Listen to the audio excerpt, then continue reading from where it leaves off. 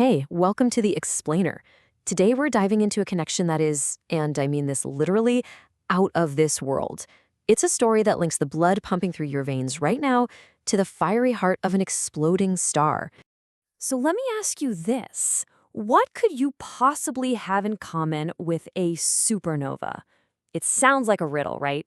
But it's actually a real question that's going to take us from the microscopic world inside our own bodies to the absolute vastness of the cosmos. And believe it or not, the answer is a single fundamental element. So before we blast off across the universe, let's bring it way back home.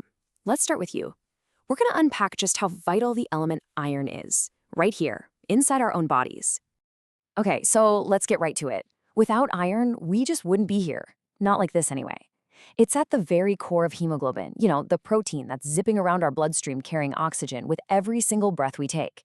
But it goes so much deeper. Iron is also absolutely essential for generating the electrical sparks that keep our hearts beating in rhythm and for allowing our brains to fire off thoughts and commands. It's literally the spark plug for our most important systems. And this, of course, leads to a really fascinating question. We need iron to live. Our bodies are literally built with it. But here's the thing. We can't make it. So where did all the iron that's inside you right this second, where did it actually come from? Well, get this. The answer isn't here on Earth. It is, quite literally, a gift from the stars. So now, let's trace iron's unbelievable journey through space and time.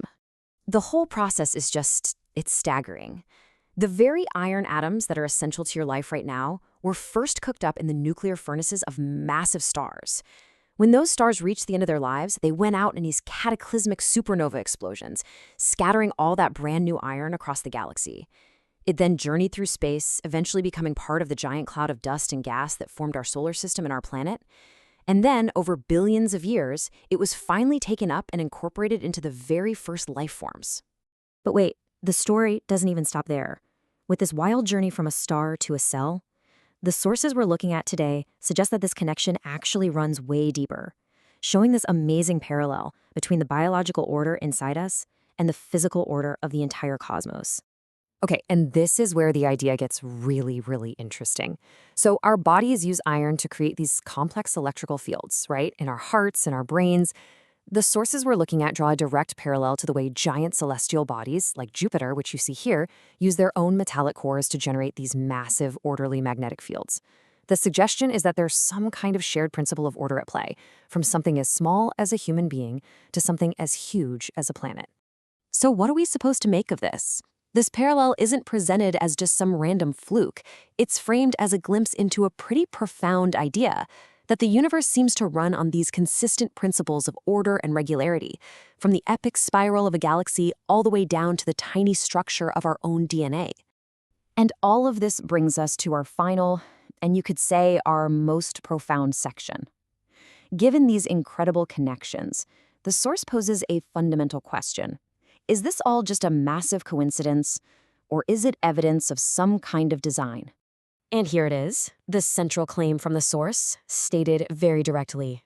The journey of iron, its exact use in our bodies, and the way that mirrors the magnetic balance of the cosmos. These things are not seen as accidental.